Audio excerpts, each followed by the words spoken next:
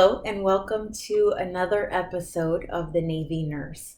In light of the current world pandemic we are all experiencing, I decided to do this video about the coronavirus and how it has affected me as a Navy nurse and the changes that I have personally experienced being in the Navy.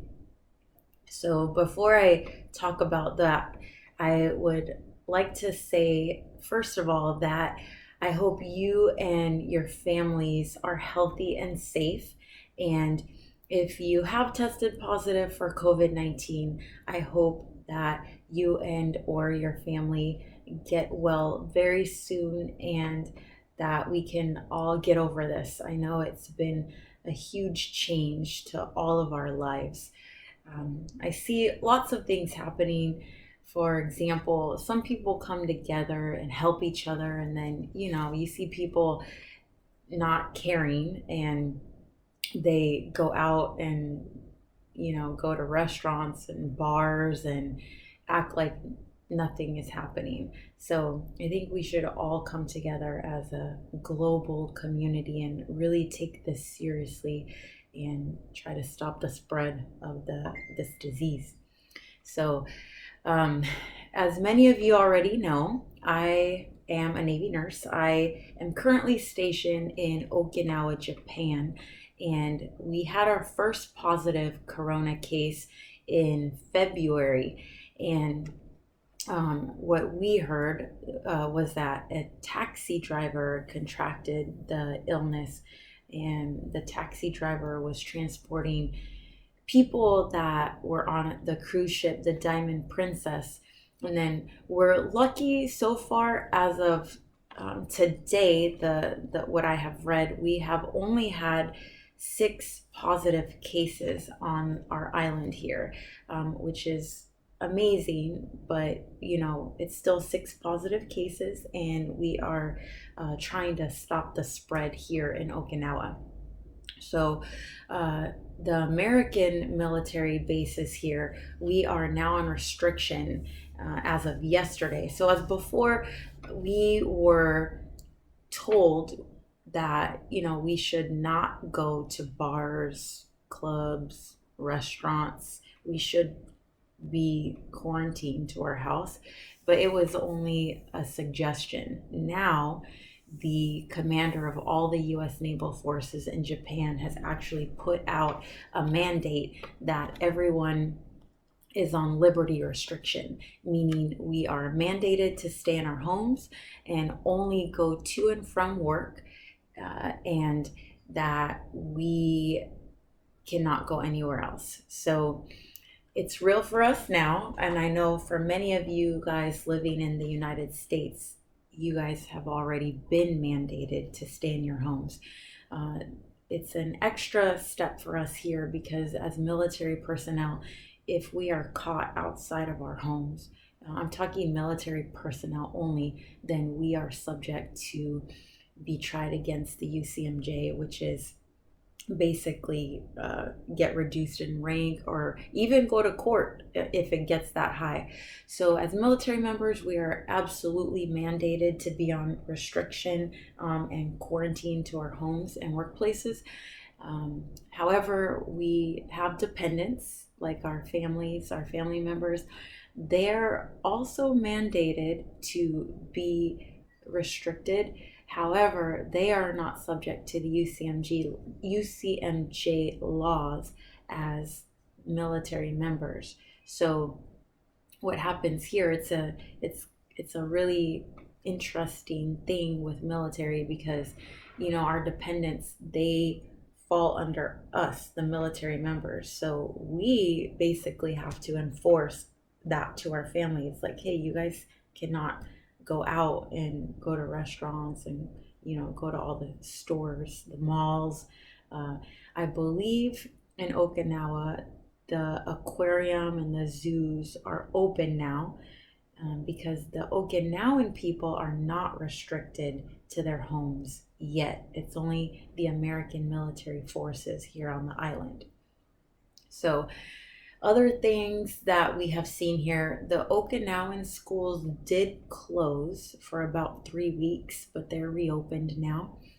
The American schools are still closed, and they're supposed to be closed up until April 13th, but that could be extended depending on what's going on at that time.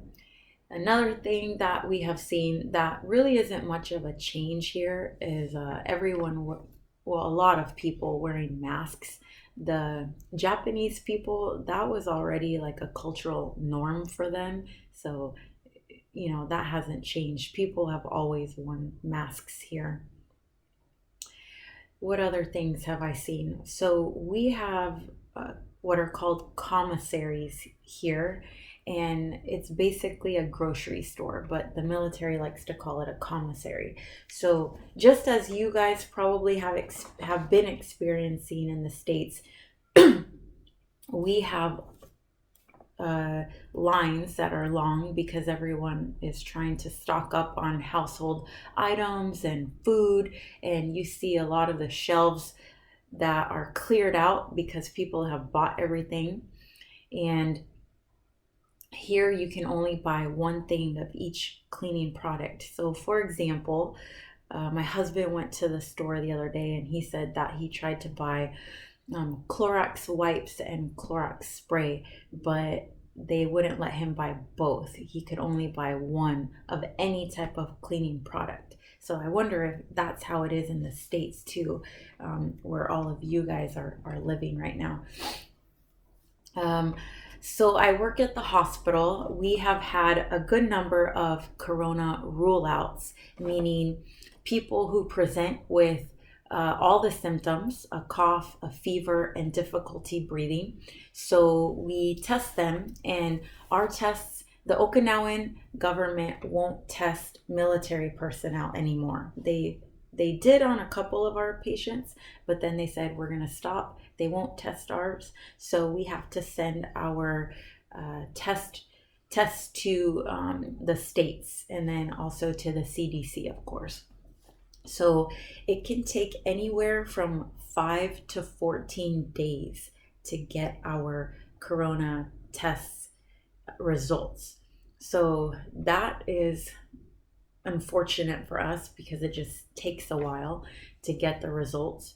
When we have corona rule out patients, of course, we're putting on all of the personal protective equipment, or PPE, which includes the gown, the N95 mask, face shield or goggles, and gloves.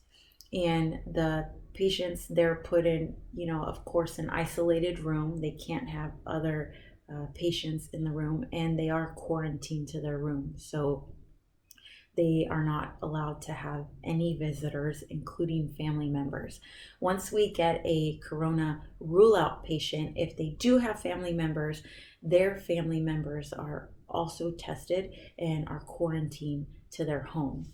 So in the ICU where I work, we get patients who obviously need oxygen or have new oxygen requirements and need continuous pulse oximetry and continuous telemetry monitoring. Once they're deemed stable, and they are able to go home, but of course they have to quarantine at home with their families. We haven't had any positive test results for the U.S. Naval Military Hospital here in Okinawa yet, and so that's a positive. That's a good thing. I know a lot of friends who work at different military installations who have had patients who have tested positive. So just working here and being in full PPE, it's difficult. I know you see on the news, and maybe you've even worn it yourself, but when you're wearing the full gown and the gloves, the mask, the goggles, and you're in the room for an extended period of time, it gets hot, you get sweaty, you get tired. It's a lot of things that go into working with isolation type patients. Even when you're coming out of the room, you still have to be vigilant. You need to wash your hands, make sure you're not touching your face or your hair, because we have to keep our colleagues and our families safe here as well. So it's a, it's a big hindrance, wearing all of those things, but definitely necessary. And even in your mind, when you're working with these patients, you're being cognizant of what you're touching and not staying in the room longer than you need to. And even for the patients, it's hard because they're stuck in this room.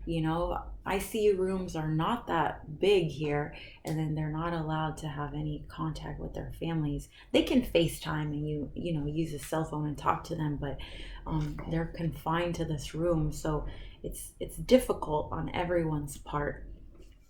um, what else can I tell you about here? So we have had also corona pandemic drills to see how many patients we could actually have here at the hospital. That was eye-opening, because you see, if you have more than a certain number of patients, your supplies start to run down. My heart goes out to all the healthcare workers and all of the people in Italy. I can only imagine the stress that they are under right now, with having so many positive corona patients. So my prayers and my blessings go out to them, in Italy, and even California, where you guys have a lot of cases as well, and New York City. Um, so, uh, other things I like to talk to you about are changes that the Navy itself has experienced. So, in another one of my videos, I told you all about, we have to do 2 PRTs, so physical readiness tests, a year. Those are typically every March and April and September timeframe. So I've been in the military for 15 years, and I have never seen a PRT canceled. And our spring, so our March and April PRT has been canceled. There will be no physical readiness tests, and no weigh-ins. So I have never seen that happen. It's a huge thing for this to happen, because PRTs are one of the uh, things that are high on the Navy's list. We need to make sure that everyone is within physical standards. And that, of course, has been canceled because of the rule about no gatherings greater than 10 people. A lot of our meetings, our classes have been canceled, and if we do have video teleconference capabilities, then we do that, or we do virtual type meetings now. A lot of the offices and places, where a lot of people congregate, they're on port and starboard, meaning only the minimal amount of people show up at a time to work. Or, of course, they're teleworking if they work in the office and they can. For me, of course, I can never telework or work from home because I'm a nurse. I work in the ICU. So, of course, all of the ER staff, the inpatient medical surgical floors, the ICUs, of course, the inpatient mental health units, we are all expected to go to work just like normal. And then, of course, if we do have positive corona patients, we are going to be working longer hours, more shifts, just because, like any place, we have nursing and staff shortages. So that takes a big toll on us and our families, if and when we do get positive corona patients. So that is all I have right now. I did want to do a video just to update you all, and please ask me any questions. And also, I'd love to hear about what you are experiencing, especially if you're already a nurse and maybe you have had positive COVID-19 patients. Also, any tips you guys have, anything that you guys have heard about stopping the spread of the virus. Things that we have been told by our providers have been, so the coronavirus, it does cause your airways to close, right? It causes mucus buildup. So things that help to mitigate this, hot liquids, hot coffee, hot soups, gargling with vinegar, gargling with salt and lemon water, that helps to neutralize the bacteria. Um, and of course, frequent hand washing. Wash your hands at least for 20 seconds often. Um, and then clean and disinfect surfaces. At our hospital, we have to wipe down our surfaces every 4 hours. And anyone who's coming into the ICU, we have to ask them what their purpose is, and to wash their hands before they come into the unit as well. So anyway, if you guys have any comments, please drop them on the links below. And please, again, feel free to message me on Instagram and on Facebook. So I hope you all stay safe, you stay healthy, and until next time, I'll see you later.